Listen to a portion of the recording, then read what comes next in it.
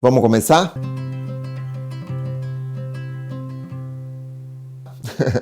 Olá, meu nome é Thiago Novaes, sou escritor, professor de criação literária e esse é o canal Escrita Criativa, como você já deve saber, e hoje a gente vai falar sobre livros. Eu vou falar um pouco sobre o meu 8º livro que está para nascer e o que a gente pode aprender e a jornada dos próximos 3 meses antes do lançamento do livro.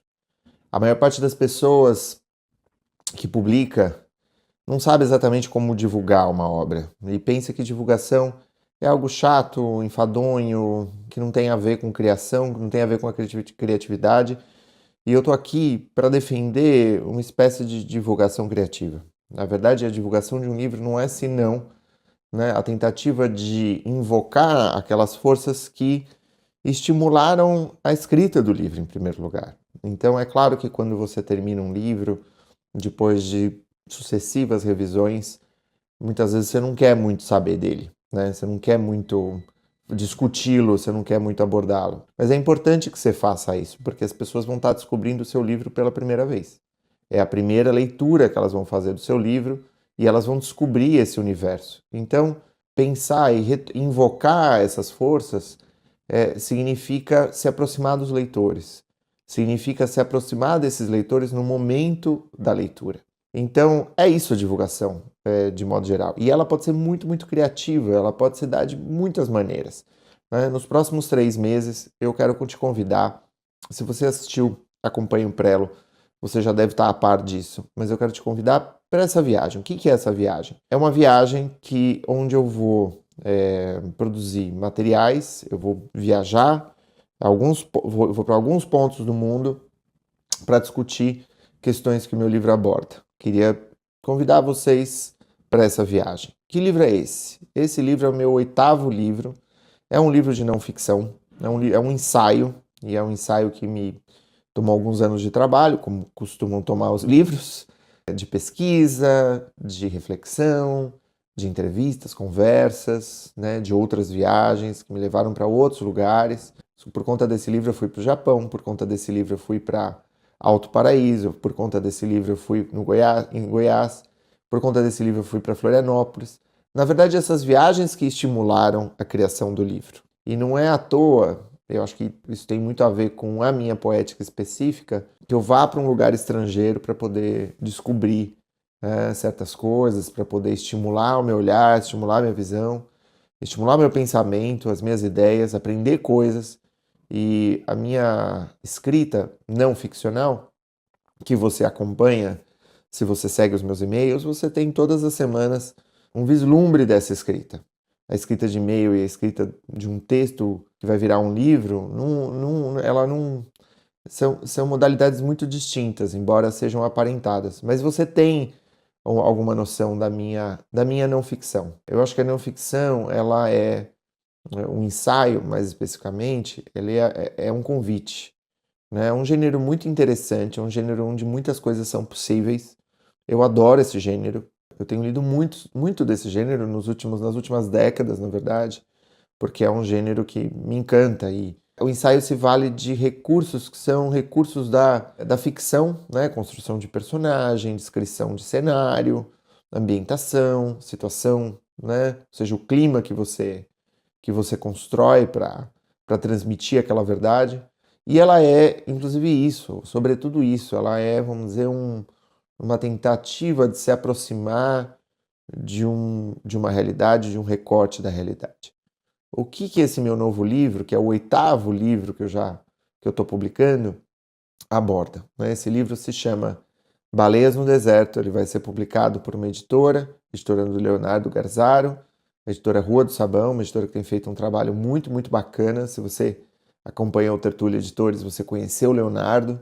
Esse livro, Baleias no Deserto, ele faz uma viagem ele atravessa 3 eixos. O primeiro é o eixo da urgência climática, ou seja, como que a partir de dados cotidianos da nossa vida, de acontecimentos muitas vezes eventuais, acidentais, a gente vai se dando conta de que o mundo está se transformando e de que isso pede uma nova sensibilidade. Essa transformação tem a ver com o gosto dos alimentos, tem a ver com a roupa que a gente usa, tem a ver com comodidade ou incômodo em certas situações, tem a ver com a vida urbana. E ele é muito interessante também, sob o aspecto da curiosidade. Ou seja, muitas vezes quando as pessoas falam de urgência climática, elas simplesmente não conseguem, né? Ficam com aflição e mudam de lado. Elas reagem, elas não agem. E esse livro, ele tenta, vamos dizer, começar a mobilizar algo que seja da ordem da ação. E a ação, ela requer alguma curiosidade. Ela requer uma vontade de saber mais, uma vontade de descobrir mais. E a gente precisa, com isso, superar as reações de recusa, de denegação, de afastamento, aflição, o horror. O mundo está mudando, isso é um dado. E o que você precisa saber? Né? Então, Baleias no Deserto fala um pouco disso, começa a traçar essa sensibilidade.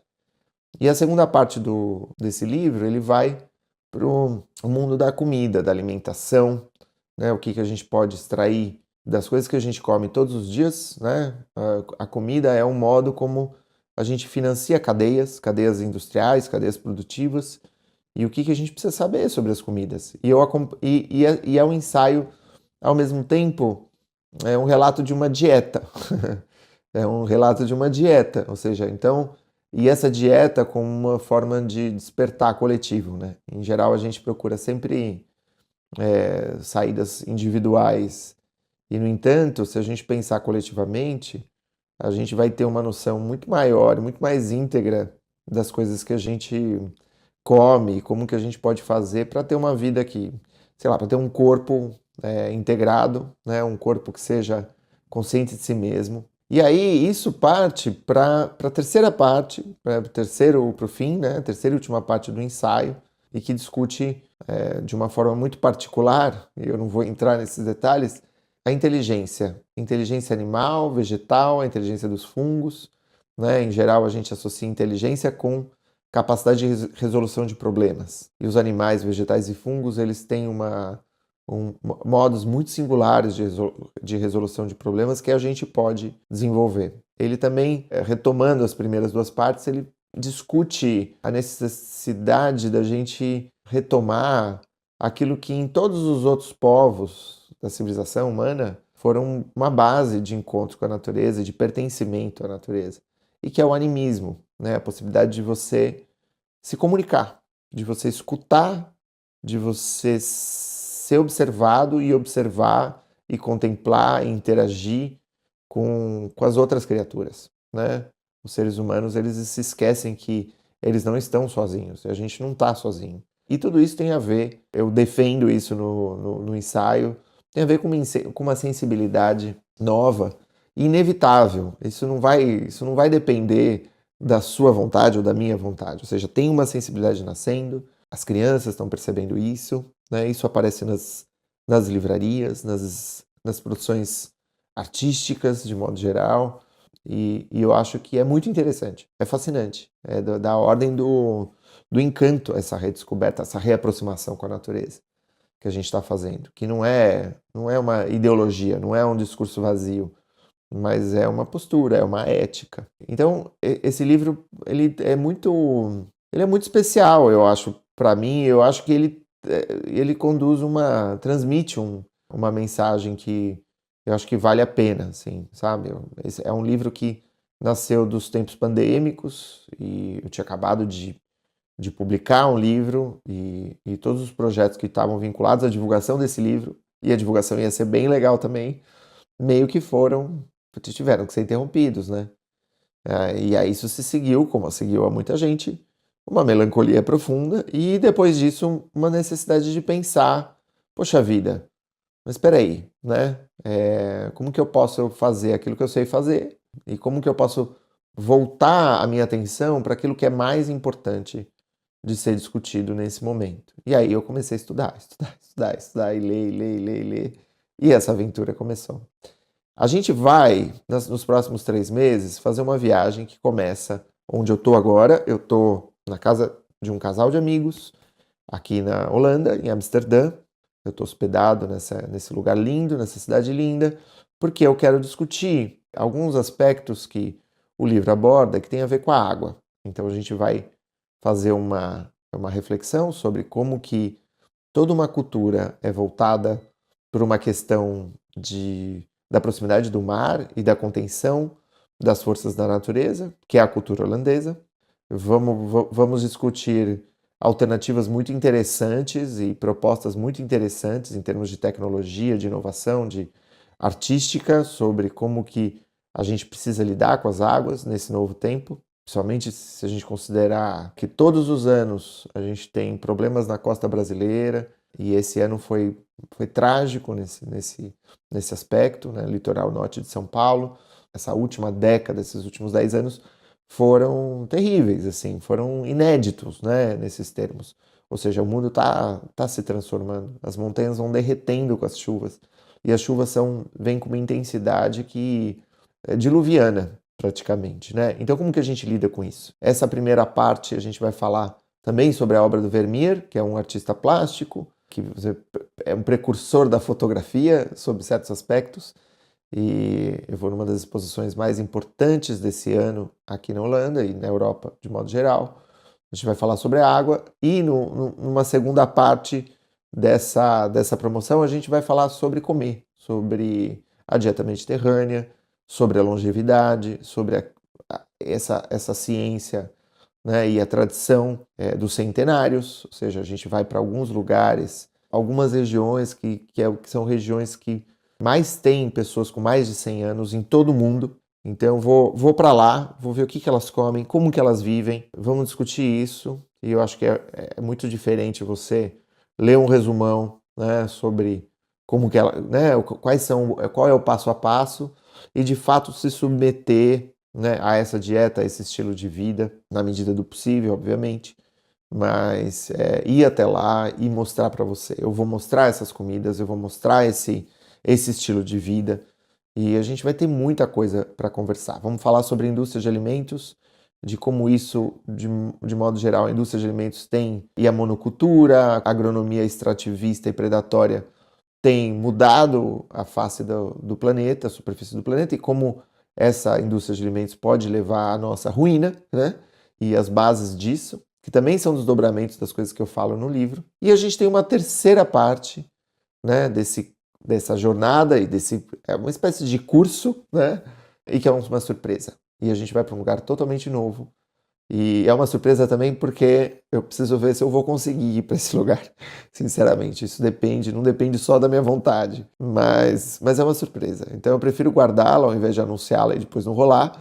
E a gente vai brincar um pouco, eu vou querer saber se vocês adivinham que lugar vai ser esse. A primeira parte vai ser, portanto, na Holanda, a segunda vai ser em algumas ilhas do Mediterrâneo, e a terceira parte vai ser num lugar ainda misterioso. Gente, isso assim, eu estou muito encantado com essas possibilidades, assim como eu estou encantado com o livro.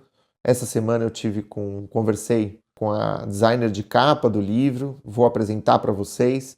E se você é escritor ou escritor, eu ficaria muito ligado, porque o que eu faço é, vamos dizer, o resultado de 20 anos de escrita e publicação. De escrita para publicação e de publicação. E sobre o que eu aprendi nesses anos, sobre como você pode divulgar o seu livro, como você pode pensar criativamente todas as etapas do projeto de criação. A gente vive num tempo em que as pessoas estão publicando, em que publicar se tornou algo muito mais acessível. E dentro desse quadro você precisa aprender a publicar bem, né? Você precisa aprender a publicar da melhor maneira possível, porque simplesmente se você lançar o teu livro ali na Amazon ou no Wattpad, não vai acontecer absolutamente nada. Então, gente, é isso, o convite está feito. Vamos lá?